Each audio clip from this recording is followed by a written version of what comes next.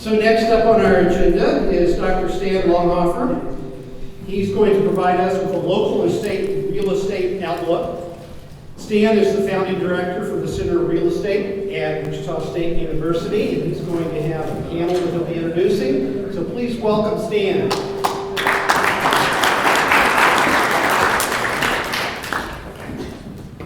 Well, thank you very much, Paul. It is a great pleasure to be back here in Pittsburgh again. Always enjoy doing these presentations. But this year we thought we'd change things up a little bit. Instead of just me telling you what I have, we thought let's try and bring some local experts. So I'd like to have three of you go ahead and come on up and take a seat.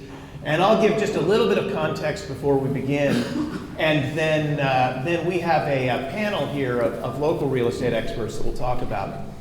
As you know, every single year when I do the annual housing forecast, Jeremy talked about his theme and trying to do themes, and I like to do themes as well. And I work with my graphic designers, whom I love dearly. And we sit down in early summer and kind of say, what do you see? What do you think's going on? And how's the market doing? And I said, it's just out of this world. And we said, that is our theme.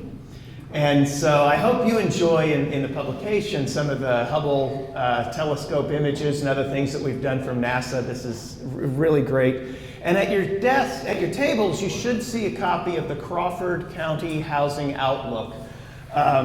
Again, it's just a quick summary of things that are going on. I do need to give a big thanks. Security First Title is the sponsor of the Crawford County Housing Outlook, and they're generous supporters that make it possible for us to do the printed publications. And so we're very grateful for that. And I also have to give a big thanks to the Kansas Association of Realtors and all of the participating realtors MLS systems across the state, including what was up until very recently the Pittsburgh Board of Realtors, but is now the Pittsburgh Council of the Kansas City Regional Association of Realtors. And so I think I got that right.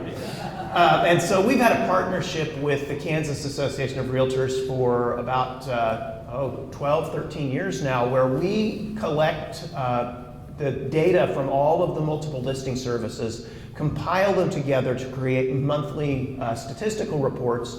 We are then able to provide that back to the local boards as a service to them. So we're grateful for that. I'm not going to go through a lot of slides here today. I just had a few things that I wanted to present as context for our panel discussion. And so one of them is, Jeremy has talked about the employment forecast and where we are broadly in the employment situation. But the other foundational element for housing markets that I look at when I do my forecast is what's going on in the mortgage market. And of course, every time I come and we talk about how ridiculously low mortgage rates are, and I say they can't go anywhere but up, every single time it just seems they keep going lower. Well, this year, they can't go lower. 3% is just an amazing, really low level. If I had more time to talk about it, I'd talk about the Federal Reserve's purchases. We've talked about the tapering, but one of the things that the Federal Reserve has purchased ever since the 2008 financial crisis has been mortgage-backed securities. And that's really what's been driving this extraordinarily unusual situation we've had in mortgage markets. The thing I wanted to point out is that the Mortgage Bankers Association's forecast is now for mortgage rates to increase to about 4% by the end of next year. That's actually the same level that they've had as a forecast for several years. And by the end of 2023, increase to 4.3%. That's not shown on this slide, but that's where their longer term forecast goes. That's still an incredibly low interest rate for a 30-year fixed rate mortgage. So what's been happening in Southeast Kansas with home sales activity here of late? My thought was when we entered the pandemic that supply constraints coupled with perhaps tapering demand would cause home sales activity to slow down. But you can see, at least for Crawford and Montgomery counties, that's not been the case. And so I'm going to ask these realtors, friends, where are you finding homes to sell? Because the home sales activity continues to increase, but we're doing that in the face of really, really tight inventories. This slide shows a number that we call months supply. And what we do is we take the number of homes that are actively listed on the market and we divide it by the average pace of sales over the prior year. So if there are 100 homes available for sale in a given market and we're selling on average, say, 20 homes per month, then that would be a 5-month supply, 100 divided by 20. Normally, we think of a balanced market as having between a 4 and 6 month supply. And so as you can see from this, again, Crawford County is the pink line on here, Montgomery County is the orange line, and Labette is the gray line. Southeast Kansas typically has had a relatively high month supply, even as Kansas as a whole had been in what might be characterized as a seller's market, below a 4-month supply. Southeast Kansas had very flush inventories.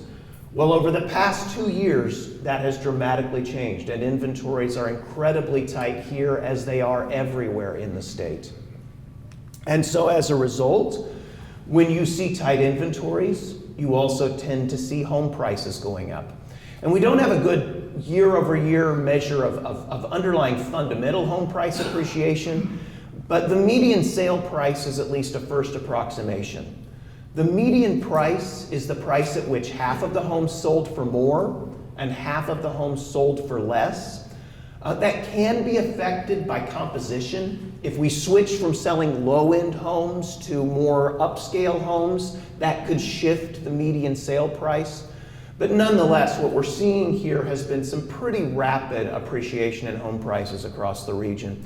And so again, that's one of the questions that I will ask of our panelists here as we talk and see what they really see going on in an apples to apples comparison of homes available for sale. At your tables, in addition to the Crawford County Housing Outlook, you will see copies of some of our large market forecasts that we do, including Kansas City, Wichita, Topeka, Lawrence, and Manhattan. If you can also access all of that on the Center for Real Estate website, but I'm not going to focus as much on that, instead focus more on the locals. So I think I told you I'd try to take 5 and I'd probably take 10, and that's right where I'm at. So let me go ahead and introduce our panelists that we have here today. With us first is Monica Angeles. Monica was the president of the Pittsburg Board of Realtors and now is the director for this region for the Kansas City Regional Association of Realtors. And she's been a realtor, an outstanding realtor here in this area for a number of years. Monica, would you say hello? Tony Sanchez is a top producing agent here in Pittsburgh with Reece Nichols. He's been an active community member here in the Pittsburgh area. And again, great insights to have. Tony, would you say hello to everybody? Hello, everybody. So, very good. And finally, we have Whitnie Holland. Whitnie Holland is with Community National Bank, and to give us a slightly different perspective, a mortgage lender. Great community bank with presence all throughout Southeast Kansas, and Whitnie's been involved with mortgage lending there for a number of years, most recently here in the Pittsburgh area since 2015. So Whitnie. So with all of that, then I'm going to turn to my realtor friends here, and I'm going to ask you a question. I said that inventories are really, really tight, and yet home sales activity in this area has been really increasing. So what have you been doing to find homes available for sale?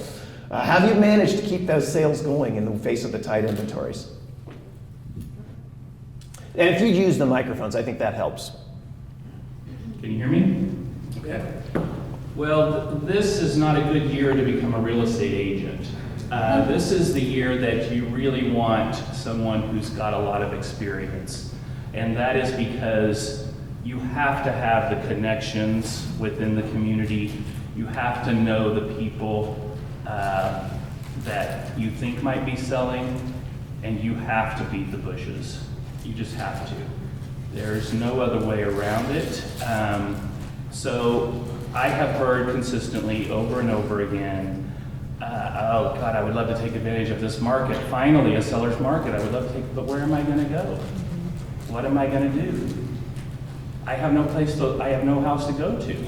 So then, that's when I make a little mental note, and I'm sure you do too, and my fellow agents back there do as well. And you say, okay, now I need to find somebody, I know what they're looking for, I know what they've got to sell, now I need to find somebody who can buy their house and find something for them as well.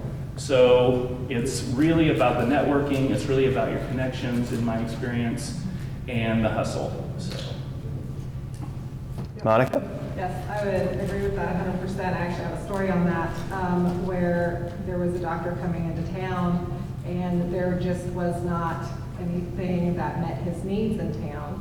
I found a few in Carl Junction, but we all know we want to keep our doctors here in town. And he really what it boiled down to is did not want to have that 30-minute drive.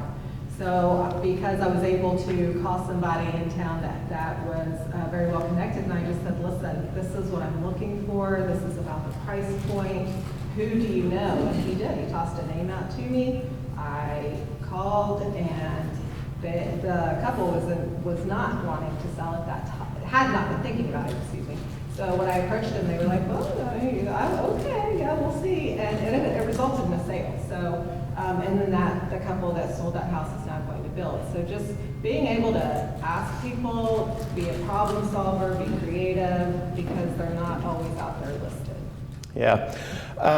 I've always been, and those of you who've heard me before, I've always been an advocate of using a realtor in terms of when you're selling your home. And I've often argued that I don't think realtors do a very good job of actually marketing what they do to really make the transaction work. And to me, the value as a seller for the realtor is that when they make the deal happen, despite the 20 things that might have happened to cause it fall apart.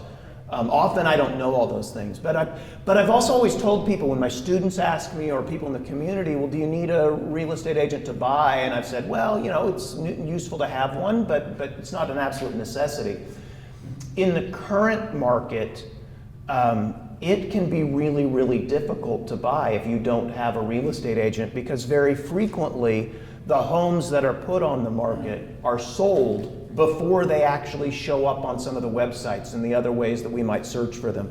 Just here, year to date in the Pittsburg area for Crawford County, the median days on market, so how long a home is on the market between the day that it's listed and the day that it actually sold, is down 13% compared to last year. And so homes are just selling very quickly.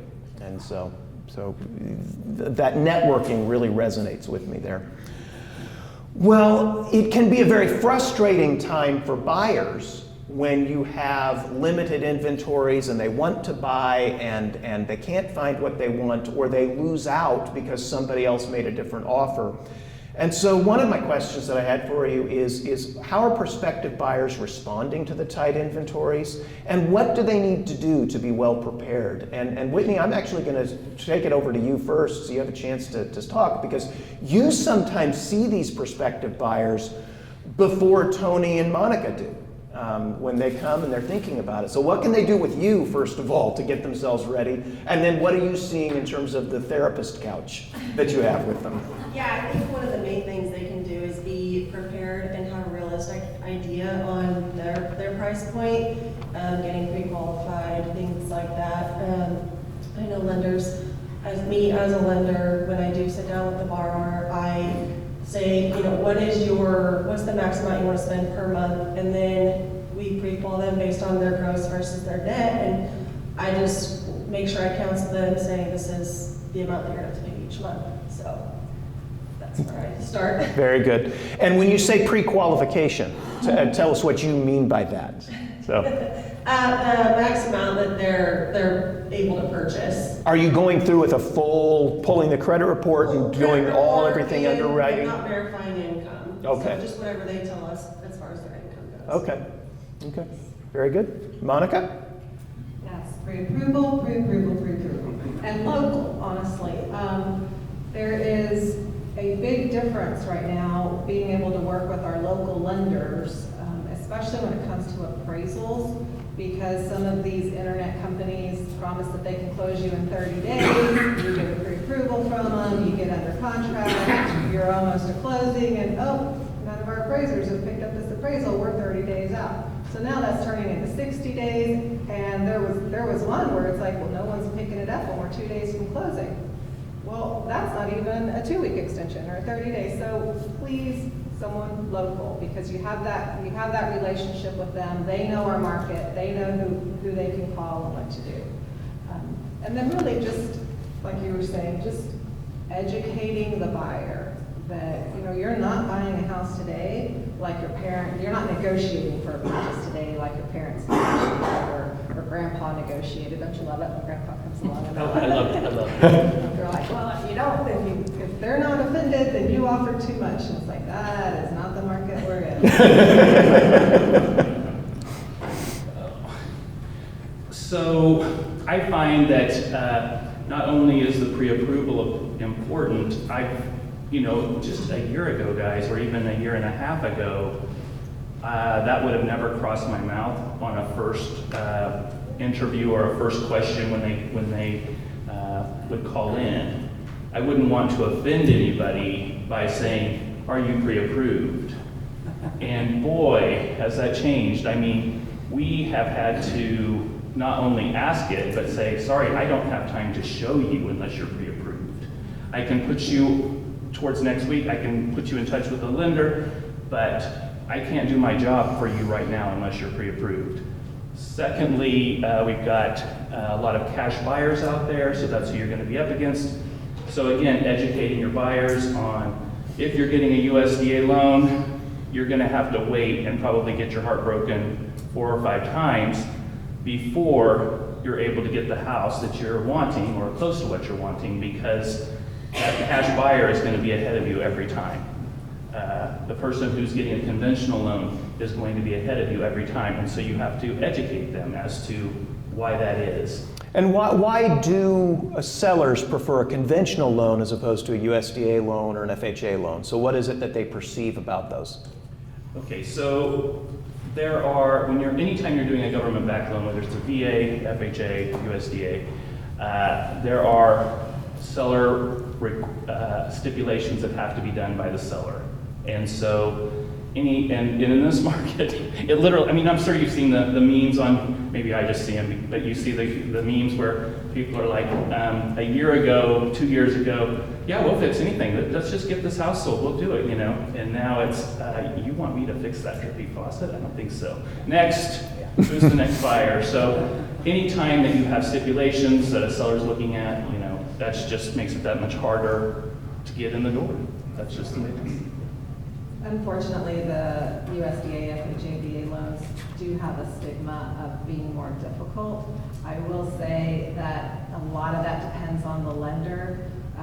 Again, sometimes realtors don't want to mess with them because they, again, have a stigma of taking longer, and that also depends on the lender. There are lenders out there that can do those type of loans but still close them within 30, 35 days.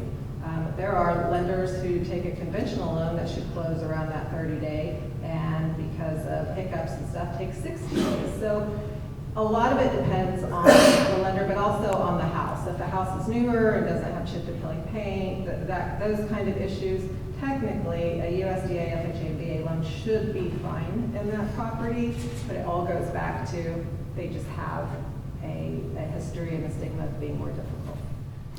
I wanted to jump back really quick to one of the distinctions that you all made about pre-qualification versus pre-approval. And different terms can be used for this, so you always want to make sure with your lender what they're talking about and what they mean. But a pre-qualification would just be saying, based on the information we have, yes, you could be approved for a loan. Typically it's based on, are your debts sufficient and your income sufficient to be able to qualify? Whereas a pre-approval, the underwriting process has been completely gone through. The lender's verified the income, they've pulled your credit report, they've looked at all of that information, they've said, yes, we approve this loan subject to the property being approved and the appraisal coming through.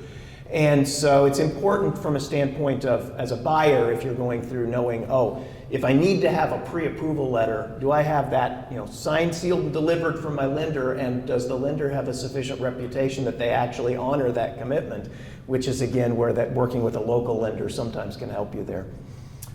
Well, I mentioned about how median sale prices have been increasing, but median sale prices can be misleading in the short run as a measure of appreciation, because if, as I mentioned before, if all of a sudden it's not that individual homes are increasing in value, but the homes that are selling are the high-end homes, that could cause median sale price to go up. And so I wanted to ask each of you, based on your perceptions and the things you're seeing from your knowledge in the market, maybe appraisals that you're seeing and so forth, how fast are Pittsburgh area home prices increasing right now, or are they on average? So, Whitney, do you want to jump in with that first? We're kind of different at Community National because I see sales prices over the statewide as far as where our market is. I would say they are on the rise as far as here in Pittsburgh. Appraisals are coming in extremely high. We're in a refinance, heavy refinance market at the moment. I'd say there's 60-40 refinance purchases that we're seeing coming in. Appraisals are, it seems like each one we get in, I'm like, wow, that appraised a lot higher than what we were expecting. So you're not having problems with low appraisals in the face of high sale prices? I would say on average, no. You agree with that, Monica? For the most part, yes. Okay. On occasion, there's a surprise. Right? Yeah. So what are you seeing with home prices in the southeast Kansas area and Pittsburgh in particular?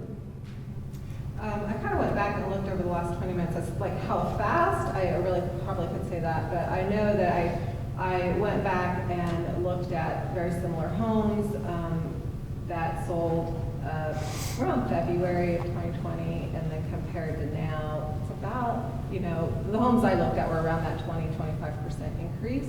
Wow. Yeah, just on this view. Of course, that's probably not across the board. The new home square footage is kind of, and to some degree, affecting that, I believe, because about February of 2020, you could get a new home built around that 110 price point a square foot, and now it's anywhere from, there's a couple on the market around that 140 all the way up to 190. Of course, amenities are different, but... Right. So wow, from $110 a square foot to up to even $190 per square foot, that is a big difference. Yeah. Tony? Yeah, I think we always look at the price per square foot when we're worried about appraisal. We have a lot of older homes here that have a lot of square footage, and so that's kind of how we're getting through some of these, I feel like, just on a price per square foot basis, which is so important in any appraisal, is that they just have the square footage. They may not have the quality of the home that it's compared against. And of course, I know appraisers take that into consideration, but that square footage really becomes crucial. In terms of how quickly, I don't have that answer either, but I can tell you, I just looked up before I came here today, and from January 1 through December 31st of 2020, we sold from $1,000 all the way up to $1 million in our market. We sold 580 homes. And so far in this year, we are at 449. So, I don't know that we're going to see the numbers of, how much, if that affects it. I just think that just means we're just less that much inventory. But Sure. Yeah. Sure. Well, one of the ways that we can resolve the supply constraints that we have is to have new home construction. And of course, workforce housing is an issue through a lot of communities in Kansas. Sorry, I got to interrupt myself.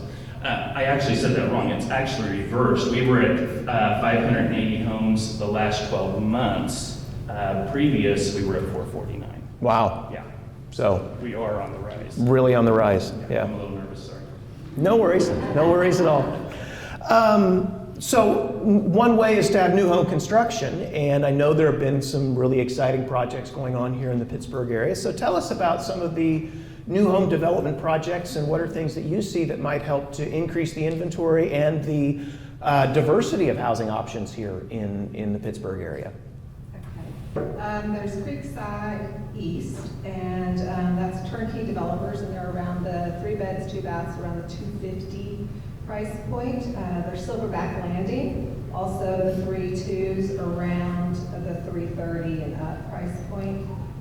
Villas at Creekside is more of a 55 plus rental community. And then there's Peyton's Hamlet, but all of those are sold.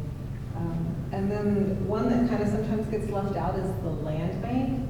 And we have different lots throughout town, throughout Pittsburgh, and there are contractors that will build brand new homes on that one. Just sold one in the 160s for a local contractor who had purchased a lot from the land bank, which is always beneficial to our area.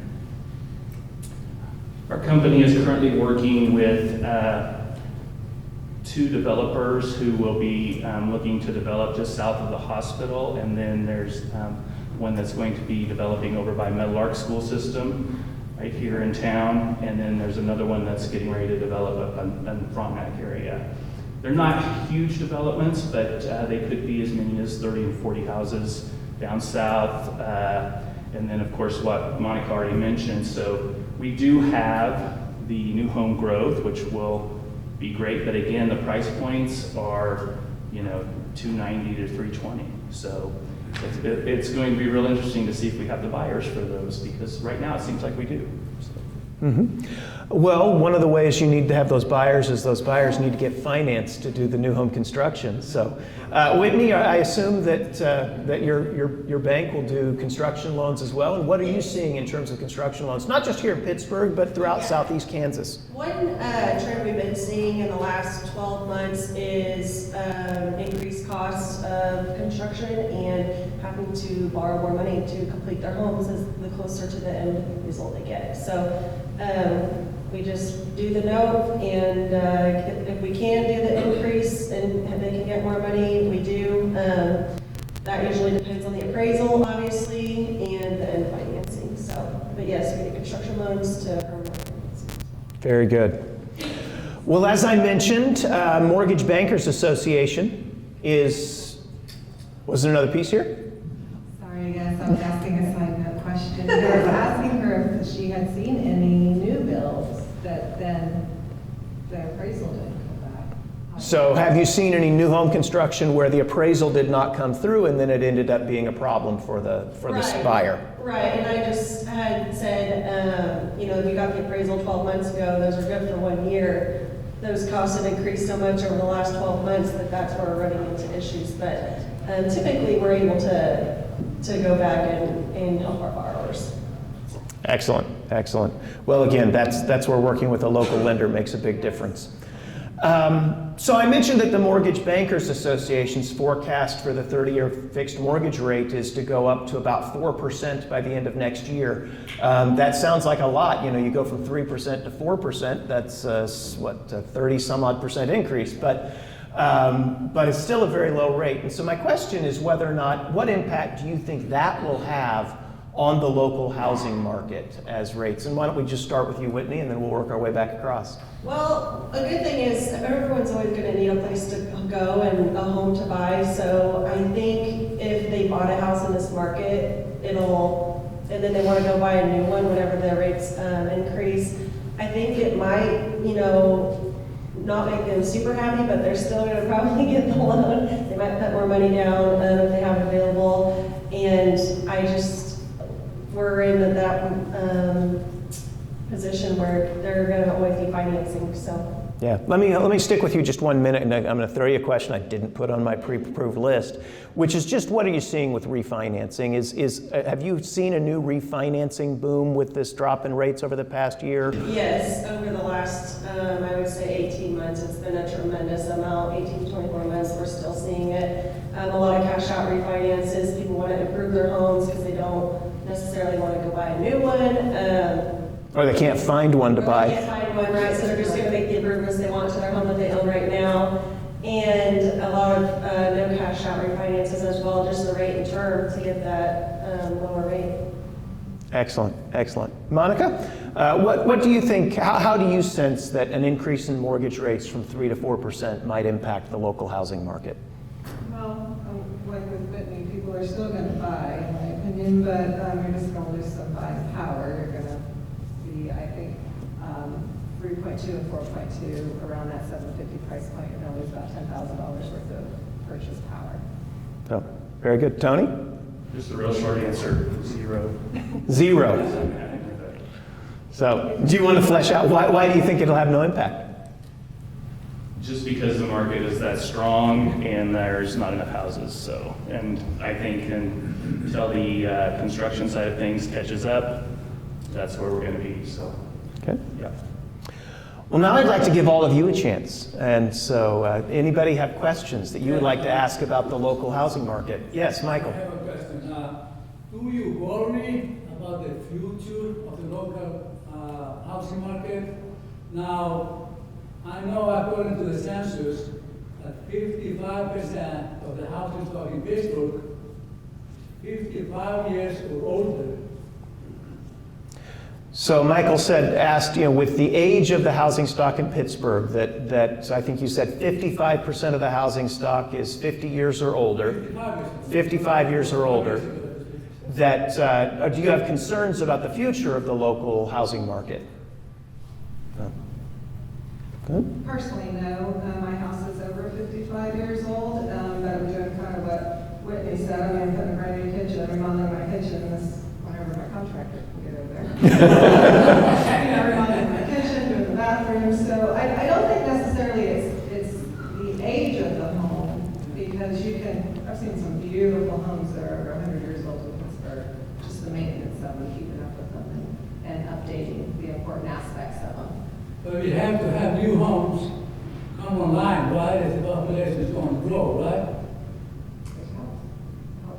Oh, that's right. But I think that's what Monica mentioned, was that there are a number of new projects, but they're at a slightly higher price point, which people will have to adapt to. So, go ahead. My concern is that the buyers of today may be in a situation in the future where if they haven't done diligence with their realtor, that they may be in a situation where, okay, and now I can't sell my house or make any money on my house because I paid too much. But generally the house is still in great shape, but they'll end up taking a loss. That's where you really need to work with the realtor, because they are the ones who can help you on a price per square foot basis and do some scenarios for you in the future as to what you might be looking at. As realtors, we can't predict the future, and we're not supposed to, and we can get in trouble for doing that. So, but we can give them some scenarios as to what could happen or what might happen, and it's all about taking the time with your clients. Very good. Other questions? Yes.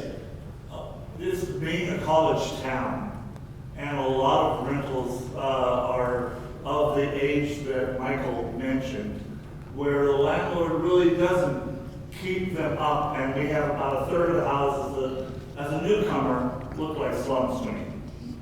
And what happens to a market when 1/3 of the price of the homes that are available are being rented at a price that is about 93% of the national average, but at the same time, the price of utilities, even though we are also about 93% of the national average, we are paying 105%, which means that in reality that $700 house is now $1,500 because we have to heat a basement that, I'm speaking from personal experience, that you can't heat or cool. And because it's a slum, and your landlord won't fix it. And then one day, that house is going to go out on the market, hopefully in a couple of months, realtors. You can come and visit our house, maybe it'll be for sale, but we will never buy it, because it has never been kept up. So I'd like you to address the idea of this construction to rental, to assessors, appraisals, to appraisals being ordered on certain repairs for certain types of loans, and then that being turned into a big old long waiting list for contractors, which we all giggled at, to come and fix those problems. Because it could take, instead of weeks or even a couple months, it could take 6 months or a year to bring that house up to par, to actually put it on the market. I'll just interject here that, he mentioned about the builders and you mentioned, we did try to have a builder on our panel here today, but they were all too busy to join us, so. Okay, so your question is the effect of a rental home, like a renter? I'll call it student housing. Okay. Yeah. Okay, well, honestly, I see two things. One, I see it that tenant, and this just happened it happens quite often, says, that's it, I'm fed up. I'm paying $750 for a 2-bedroom home that I don't have a garage. My landlord just told me that he's gonna raise the rent again. He's not fixing XYZ. I can buy a 3-bedroom, 2-bath home for that. Yes, you can. And so I feel like that's one of the reasons that our market stays pretty steady. The difficulty comes, however, the utilities are almost always equal to the amount of the rent.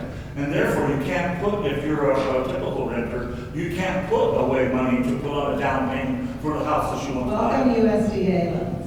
Okay, so there are programs. There are programs and there are grants. And I mean, we have a good, we have a lot of resources for that. The negative, like we were talking about earlier, is you may have to make offers on and lose out on some properties because they sometimes have a stigma for being difficult. There's also a 3% conventional loan. Most people can usually save up for that. There's all kinds of resources that we can get into later. But anyway, that being said, yes, I think that it to some degree helps the purchase power because now you're realizing I can buy for the same amount that I'm renting. And the second side of that is there are multiple investors coming in from Kansas City, from these other areas, because they can purchase a home at X amount of dollars and get $750, $800 rent out of it, no problem. And Are you seeing some of them do renovating significantly to really make it more competitive, or they don't really need to do that right now? there are some that are. Mm-hmm. I know there's a lot of them. Yeah. And one other piece that is here with this, and I'll mention this because I used to hear these types of exact type complaints in Manhattan and Lawrence as well, two other big college towns.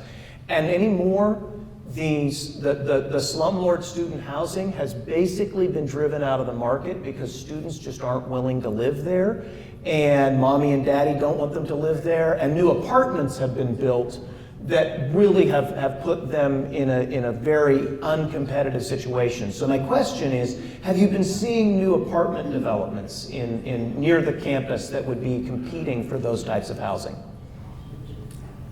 Yes, consistently over the years we've seen that, and unfortunately, then I think it falls to the people who do struggle or who have to rent, and they can't afford to rent the $1,100 to $1,300 price range, and then they're in the $750 price range, and they're, just like you said, in the old student housing, and that's your situation. To answer the other side of your question, our job as real estate agents is to have a hard conversation with people and let them know, listen, I can't sell your house until you put a new roof on this. I can't do anything with this house until you figure out where those water's coming into the basement. Unless you're willing to remove this mold, your price point is going to be $30,000 less. So, you can sprinkle a little sunshine and tell them that it's going to sell and hope that it does, and maybe you'll get that Kansas City investor who's going to come in. But 9 times out of 10, you're just going to be sitting there with a house that you can't sell. So you've got to be honest, and then hopefully you'll find that person who will come in and do the work on the house. And lots of times people's eyes are bigger than their stomachs, but lots of times they come through too. So. Well, I think I had one more question down here. It must have been right back here. Yeah. Can you get pre-approval for a USDA FHA loan without having the property in line? Okay.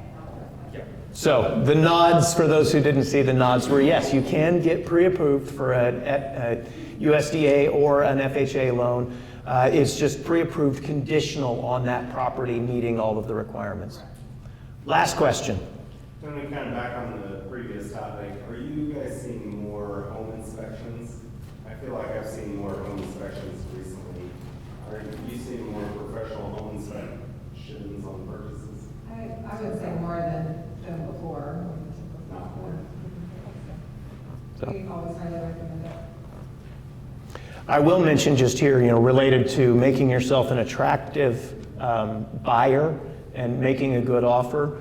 One of the things we heard early in the year from markets around the state was people who were waiving inspections, and I would never recommend that. Always, always, always get the house inspected. But what you can do is put limits on saying, okay, pending what we find, I will not walk out of the deal for anything that's less than, say, $2,000 to repair. So you can find ways to protect yourself against something really big and yet still make yourself more attractive. So, well, I think we're out of time, and so I thank you all very much, and please join me in giving a very warm thank you to all of our panelists here today.